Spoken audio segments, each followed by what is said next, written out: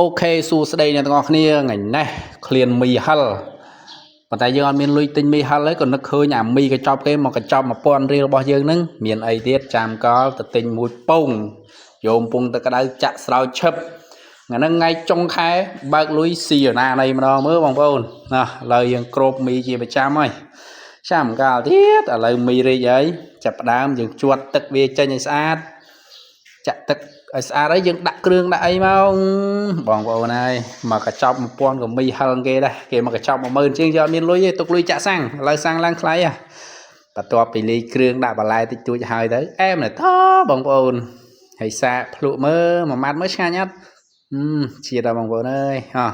បងប្អូនណាចង់ញ៉ាំមកញ៉ាំមួយខ្ញុំបងប្អូនមកជាតិមែនតើបងប្អូនអើយរសជាតិមីហិលអូខេជីវិតអ្នកធ្វើការអត់លុយចាក់សាំងបងប្អូនអើយឆ្ងាញ់អាមីហិលនឹងជាតិដល់កអើយបងប្អូនអើយតើបងប្អូនកុំភ្លេចជួយ follow ផងដើម្បីតាមដានវីដេអូប្លែកៗថ្មីហើយបាយបាយបងប្អូនមិនដែររសជាតិអ្នកដាច់លុយ